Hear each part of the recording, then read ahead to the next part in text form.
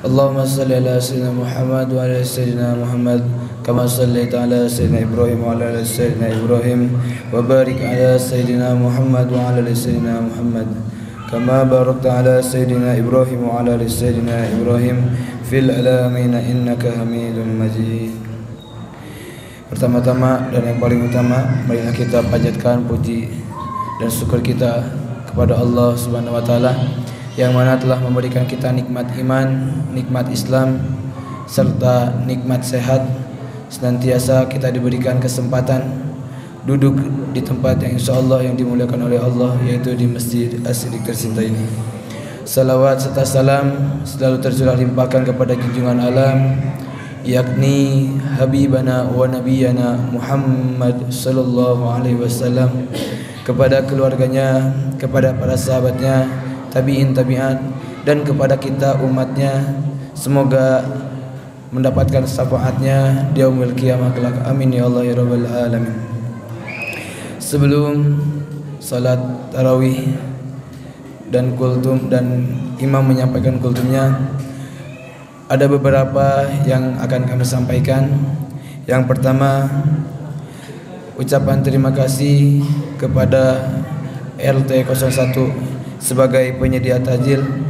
Jazakumullahu khairan katsiran. Semoga Allah membalas segala kebaikan dan semoga Allah mengganti apa yang telah dikeluarkan baik harta ataupun tenaganya menjadi berlipat-lipat ganda kebaikan. Amin ya Allah ya rabbal alamin. Untuk selanjutnya, alhamdulillah, pendapatan kenceleng tarawih hari ke-15 sebesar Rp180.000 dan total pendapatan kenceleng tarawih malam 1 hingga malam ke-15 sebesar Rp3.412.000. Kami haturkan terima kasih kepada para jemaah yang telah menginfakkan sebagian hartanya. Semoga Allah membalas kebaikannya dan semoga Allah mengganti dengan berlipat-lipat ganda kebaikan. Amin ya Allah ya rabbal alamin. Untuk selanjutnya, yang insyaallah yang akan menjadi pemateri kultum untuk hari ini dan menjadi imam salat tarawih pada malam ini, yaitu Al-Mukarram Al-Ustaz Makmur sebagai ketua DKM di Masjid As-Siddiq tercinta ini. Dan alhamdulillah beliau telah berada di tengah-tengah kita. Dan untuk selanjutnya, alhamdulillah detik ini, hari ini DKM As-Siddiq telah menerima titipan berupa zakat fitrah, zakat mal, infak sedekah dan lainnya. Dan bagi para jemaah yang ingin menunaikan zakat fitrahnya atau menitipkan zakat mal, infak sedekahnya, bisa langsung menghubungi panitia yang ada di Masjid As-Siddiq atau amilin yang ada di RT-RT-nya. Dan untuk selanjutnya, yang terakhir, alhamdulillah di Masjid As-Siddiq tercinta ini sedang mengadakan program sabar, yaitu santunan berkah Ramadan, yang insyaallah akan disalurkan kepada anak yatim, kepada guru-guru ngaji di sekitaran RW 14 dan kaum duafa. Bagi para jemaah yang mempunyai kelebihan hartanya, kami mengajak untuk berpartisipasi dalam program ini dan mensukseskan program ini. Semoga bisa menjadi manfaat untuk para jemaah yang lainnya yang membutuhkan. Sekian untuk informasi hari ini. Mohon maaf bila banyak kesalahan. Billahi taufiq wal hidayah.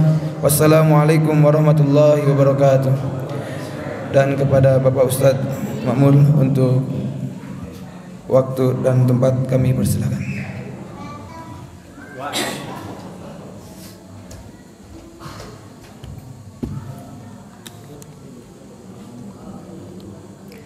Bismillahirrahmanirrahim. Assalamualaikum warahmatullahi wabarakatuh. Innal hamdalillah nusalli wa nusallimu ala Rasulillah Sayyidina Muhammad ibn Abdillah wa ala alihi wa ashabihi wa mawalah. La haula wa la quwwata illa billah, amma ba'd. Faqala Allah Ta'ala fi kitabihil karim, a'udzu billahi samiil alim minasyaitonir rajim, wa ja'alnahum a'immatan yahduna bi amri wa auhayna ilaihim bi'alul khairat wa aqamis salata wa ataz zakah wa kanu lana abidun. Shadaqallahul azim wa shadaqar rasuluhun nabiyul karim wa nahnu ala dzalika minasyahidina wasyakirin walhamdulillahi rabbil alamin. Hadirin jemaah salat tarawih yang sama-sama mengharap ridha dan maghfirah Allah Subhanahu wa taala, tidak henti-hentinya marilah kita untuk bersama-sama memanjatkan puji dan syukur kita kehadirat Ilahi Rabbi Allah Subhanahu wa taala atas segala limpahan rahmat dan karunia-Nya. Alhamdulillah, pada hari ini kita telah dapat menyelesaikan ibadah saum di bulan suci Ramadan di hari yang ke-14. Mudah-mudahan ibadah saum kita khususnya dan juga amaliyah yang lainnya diterima oleh Allah Subhanahu wa taala. Dan malam ini kita memasuki malam yang ke-15, pertengahan dari bulan Ramadan. Mudah-mudahan Allah memberikan kesehatan dan kekuatan kepada kita sehingga kita dapat melaksanakan ibadah saum 1 bulan penuh di tahun ini. Walaupun realita yang ada bahwa menjelang pertengahan, jangankan akhir Ramadan, yang melaksanakan ibadah sholat tarawih sudah mulai berguguran di tengah jalan karena mungkin melaksanakan ibadah tarawihnya di rumah atau bahkan melaksanakan ibadah sholat tarawihnya di masjid yang lain. Akan tetapi alhamdulillah kita masih dapat melaksanakan secara berjamaah sholat tarawih di masjid yang kita cintai ini. Tak lupa juga salawat beserta salam semoga senantiasa tetap tercurah dan terlimpah selalu keharibaannya baginda kita Nabiullah Muhammad sallallahu alaihi wasallam. Tak lupa kepada para keluarga, para sahabat, para tabi'in, itba'ut tabi'in, sampai kepada seluruh pengikutnya sampai akhir zaman. Hadirin wal hadirat yang sama-sama mengharap ridha dan maghfirah Allah Subhanahu wa taala, pada malam ini saya diberi amanah oleh panitia untuk menyampaikan kuliah 7 menit tentang zakat tentang zakat. Walaupun dalam waktu yang sangat-sangat singkat ini tidak mungkin masalah zakat itu disampaikan secara keseluruhan. Tapi insya Allah mungkin di kuliah subuh nanti sedikit banyak kita akan membahas kembali tentang zakat ini. Kenapa zakat ini harus kita pelajari, harus kita laksanakan terlebih di akhir bulan Ramadan? Kewajiban kita yaitu menunaikan ibadah zakat, menunaikan ibadah zakat. Zakat ini merupakan bagian dari rukun Islam sebagaimana di dalam hadis Rasulullah sallallahu alaihi wasallam yang diriwayatkan oleh Ibnu Umar. Bunyal Islamu ala khamsin, syahadati an la ilaha illallah wa asyhadu anna Muhammadar Rasulullah wa iqamis shalah wa ataz zakah wa shaum Ramadan wa hajjul bait. Islam ditegakkan, Islam didirikan di atas 5 dasar. Jadi rukun Islam itu ada 5. Ketika ditanya rukun Islam ada 5, pasti jemaah sekalian sudah pada hafal Jangan sampai tertukar dengan Pancasila. Rukun Islam ada berapa? Ada 5. 1, ketuhanan yang Maha Esa, itu mah Pancasila Nasionalismenya juga tidak diragukan lagi kalau Pancasilanya hafal. Nah, akan tetapi rukun Islam yang merupakan dasar didirikannya agama, bunyal Islamu, didirikannya Islam yaitu agama kita ala khamsin, di atas 5 dasar pokok.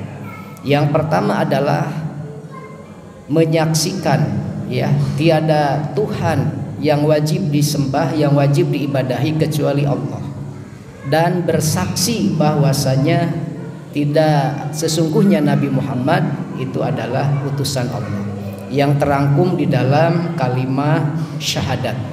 Sehingga kalimah syahadat itu ada dua, ada yang disebut dengan syahadat tauhid, yang kedua syahadat rasul.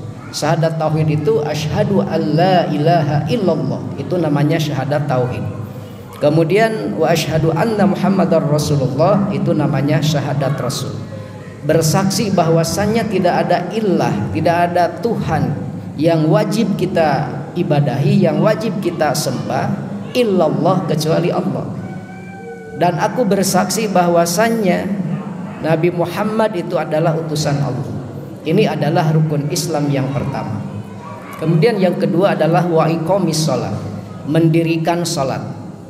Ya, kemudian yang ketiga wa itaiz zakah, membayar atau menunaikan zakat. Wa saum Ramadan, walaupun ya di dalam hadis yang lain ada yang saum dulu baru zakat. Akan tetapi yang masyhur itu wa saum Ramadan, ya di urutan yang keempat. Kemudian wa hajjul bait, yang menunaikan ibadah haji, man istata'a ilaihi sabila, itu kepada mereka yang diberi kemampuan untuk melaksanakan perjalanan. Hadirin yang sama-sama mengharap ridha dan maghfirah Allah Subhanahu wa taala. Nah, berkaitan dengan rukun Islam yang ketiga, yaitu menunaikan ibadah zakat.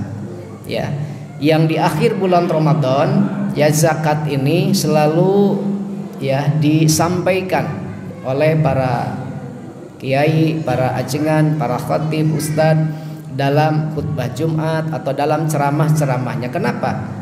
Karena zakat pun adalah merupakan kewajiban yang harus kita tunaikan, seperti halnya kita melaksanakan ibadah sholat, seperti halnya kita melaksanakan ibadah saum. Di dalam ayat Al-Quran ada beberapa ayat yang satu sama lain itu selalu digandengkan, selalu disetarakan. Seperti umpamanya wa aqimis shalah wa atuz zakah, atau aqimis shalah wa atuz zakah, dirikan salat dan tunaikan zakat.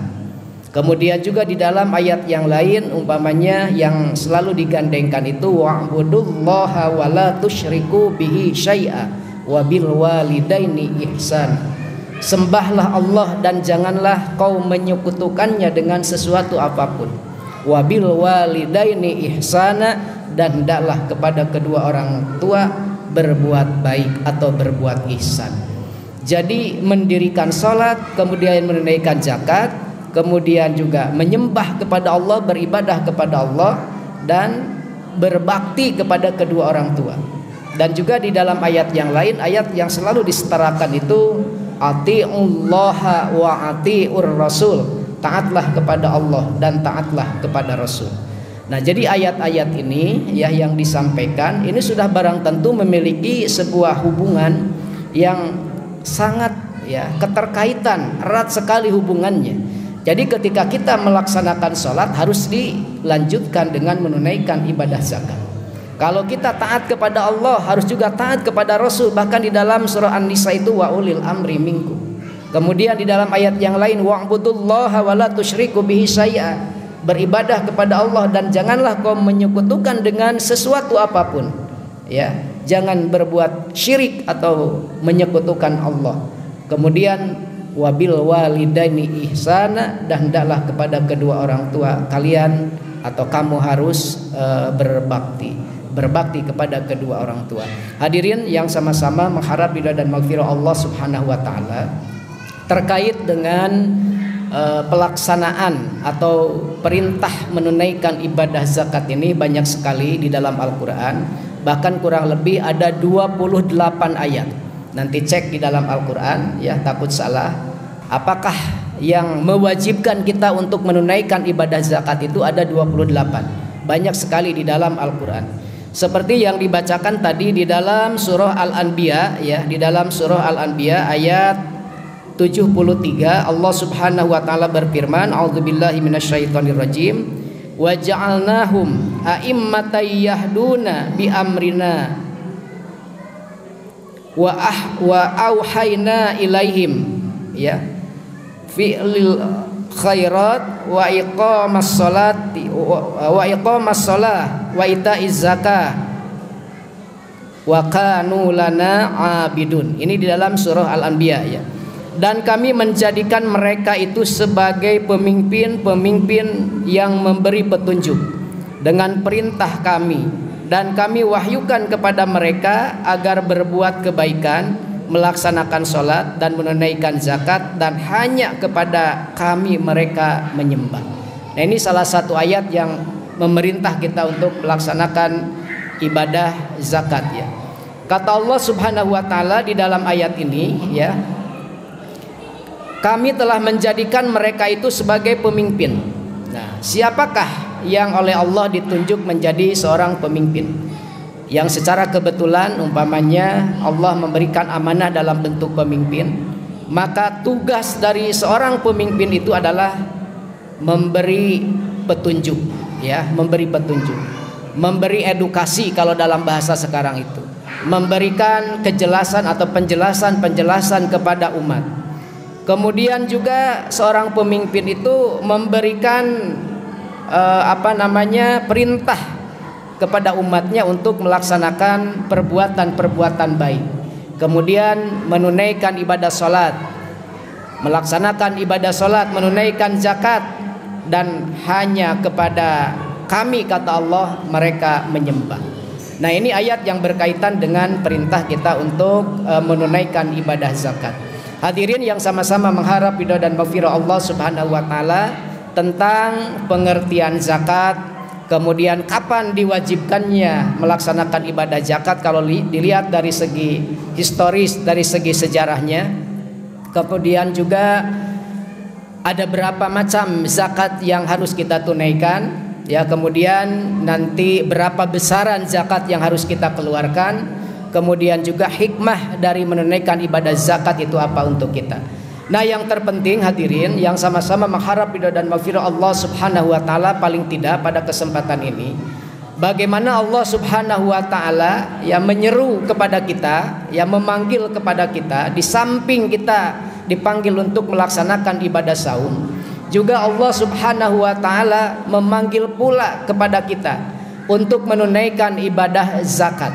Dan ibadah zakat ini yang umumnya kita laksanakan yaitu di bulan Ramadan, bahkan di akhir-akhir bulan Ramadan. Apakah nanti yang kita tunaikan yaitu zakat fitrah ataupun zakat mal, ini sudah merupakan bagian dari zakat secara garis besar. Ada dua, yaitu zakat fitrah, kemudian yang kedua adalah zakat mal. Zakat mal itu nanti bermacam-macam ya.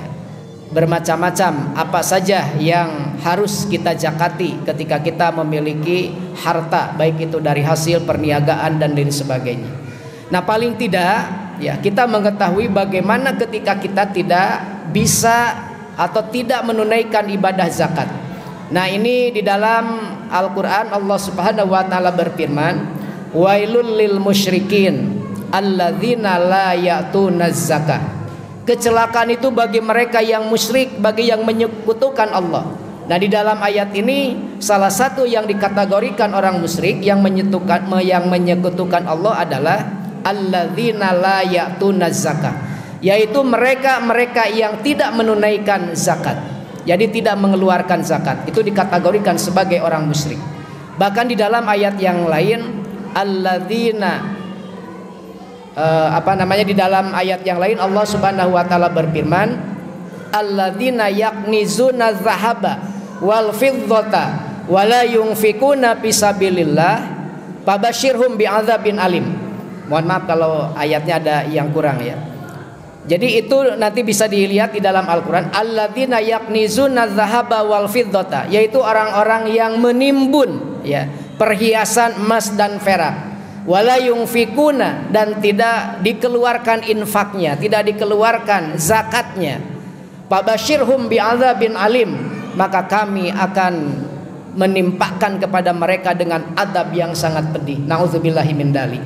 Nah, makanya ketika kita di bulan ini memiliki harta, nanti ya harta yang kita miliki umpamanya hasil dari perniagaan, kemudian pertanian, peternakan ya, kemudian juga profesi ya, masih banyak nanti ya, kemudian lukoto, harta temuan, kemudian juga emas ya, memiliki emas, memiliki perak, kita tunaikan zakatnya. Ketika itu tidak ditunaikan, Allah mengancam dengan apa? Dengan azab yang sangat pedih. Nauzubillahi min dzalik. Makanya alhamdulillah di masjid kita sudah terbentuk PPZ namanya. Kalau dulu UPZ ya. Menurut Undang-Undang Nomor 3 2018 di tingkat pusat itu ada yang namanya Bajnas pusat, kemudian di tingkat kabupaten kota ada Bajnas kabupaten kota, di tingkat kecamatan itu namanya UPZ. Nah, ke tingkat DKM bukan lagi UPZ tapi namanya PPZ, Panitia Pengelola Zakat. Jadi di masjid kita alhamdulillah sudah terbentuk PPZ, bahkan amilin di tingkat DKM, amilin di tingkat RT itu sudah terbentuk. Mangga ya kepada jemaah terutama yang akan mudik ya, mohon untuk segera ditunaikan zakatnya. Apakah itu nanti zakat fitrahnya, kemudian zakat mal, infak, sedekah dan fidyahnya. Disilahkan untuk segera ditunaikan. Ibu dan bapak hadirin yang sama-sama mengharap ridho dan maghfirah Allah Subhanahu wa taala, ini mungkin secara garis besar yang disampaikan.